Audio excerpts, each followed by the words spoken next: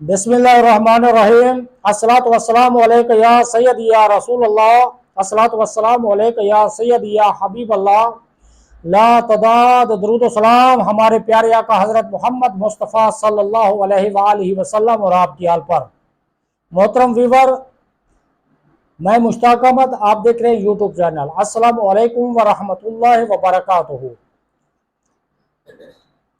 मैदे से उठने वाले बुखारात और उनके असरात। आज मैं आपको मालूमात दे रहा हूँ मैदे के मुतल्लिक। मैदे से जो बुखारात उठते हैं और उनके असरात क्या होते हैं। मैदे से उठने वाले बुखारात और उनके असरात, जिस्म पर असरात। जानना चाहिए कि ज़मीन से दो तरह के बुखारात निकल कर फिजा में जाते हैं। मोहतरम वीवर, आप जानते होंगे जो बुखारात यानी समंदर, दरिया या खेत फसलों को जब पानी लगाया जाता है उनसे बुखारात उठते हैं तो वो ऊपर जाकर बादलों की तह सी बन जाती है। तो इन्हीं बुखारात की वजह से ये बादल वगैरह बनते हैं। तो जब ये बादल बनते हैं तो हमें आसमान नज़र नहीं आता, हमारी आंखें फिर आसमान को नहीं देख पाती। ये एक बादलों की तह बन जाती है। ये इंसानी जिस्म पर भी, इंसान के जिस्म के मुख्तलिफ हिस्सों पर, मुख्तलिफ पार्ट्स पर भी ये जो बुखारात उठते हैं मैदे से, तो ये बहुत ज़्यादा इफ़ेक्ट होते हैं इंसानी जिस्म के पार्ट्स। और इसके मुतल्लिक मैं आपको मालूमात पेश कर रहा हूँ। उम्मीद है कि ये मालूमात आपको पसंद आएगी। अगर पसंद आ जाए तो इस वीडियो को सब्सक्राइब करके लाइक और शेयर भी कर दें, ताकि जितने लोगों तक ये पहुंचेगी, हो सकता है कोई ऐसे लोग हों जो इस पर अमल करके बीमारियों से बच सकें, तो उनको बहुत ज़्यादा फ़ायदा हो। तो मैं ये मालूमात आपकी खिदमत में अर्ज़ करता हूँ। मैदे से उठने वाले बुखारात और उनके असरात। जानना चाहिए कि ज़मीन से दो तरह के बुखारात निकल कर फ़िज़ा में जाते हैं। बुखारात की एक किस्म गर्म खुश्क है और दूसरी किस्म गर्म तर है। ये दोनों तरह के बुखारात ऊपर जाकर तहदार तह बादल बना देते हैं, जिनकी वजह से हमारी आंखें आसमान को नहीं देख सकती।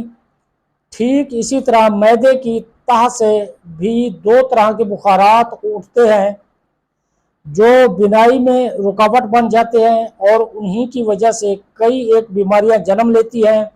अगर तबीयत उनका रुख नाक की तरफ फेर दे तो ज़ुकाम हो जाता है, कुए उरोला की तरफ भेज दे तो खुन्नाक हो जाता है।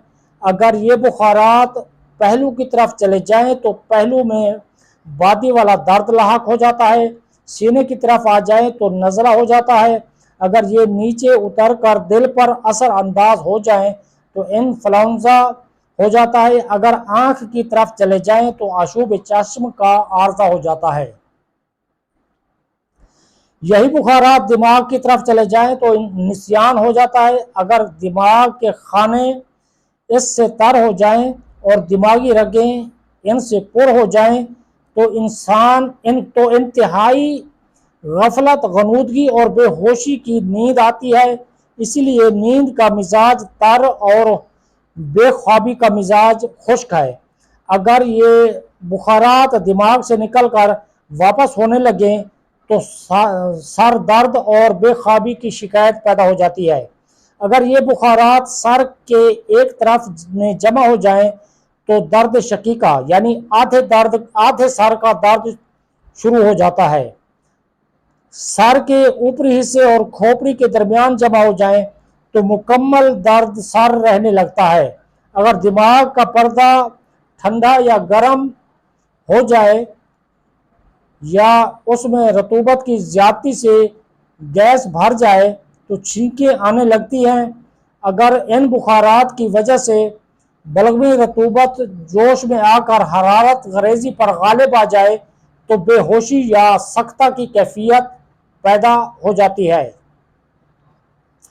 اگر ان کی وجہ سے صداع میں اس حد تک جوش پیدا ہو جائے کہ دماغ کی فضا تاریک ہو جائے تو وساوس کی بیماری ہو جاتی ہے۔ اگر یہ اعصاب کے راستوں پر اثر انداز ہو جائیں تو مرگی کے دورے پڑنے لگتے ہیں۔ اگر یہ اعصاب کے راستوں پر اثر انداز ہو جائیں اگر یہ بخارات اعصاب کے راستوں پر اثر انداز ہو جائیں تو مرگی کے دورے پڑنے لگتے ہیں۔ اگر سر کے اعصاب کے اجتماع کی جگہوں پر رطوبت کا غلبہ ہو جائے اور وہ اعصاب کے راستوں پر بہنے لگے تو اس کے نتیجے میں فالج کا حملہ ہو جاتا ہے۔ اگر بخارات خالط صفرا کی حدت کے باعث ہوں اور ان سے دماغ گرم ہو جائے تو برسام ہو جاتا ہے۔ اگر ان کا اثر سینے پر بھی ہو تو سرسام ہو جاتا ہے۔ سرسام دماغ کے پردوں میں سوزش کو کہتے ہیں۔ سرسام یہ ایک بیماری ہے، یہ عام طور پر ہمارے لوگوں میں یہ سوچ پائی جاتی ہے کہ یہ گرمی میں نہانے سے جو ہے نا سرسام کی بیماری ہو جاتی ہے۔ یہ بھی بخارات کی وجہ سے یہ سرسام کی بیماری بھی ہوتی ہے۔ سرسام دماغ کے پردوں میں سوزش کو کہتے ہیں، اس کی وجہ سے شدید بخار رہتا ہے اور سوچنے سمجھنے کی صلاحیت بھی متاثر ہو جاتی ہے۔ یہ اس کو سرسام کہتے ہیں۔ یہ تفصیل خوب اچھی طرح سمجھ لیجئے۔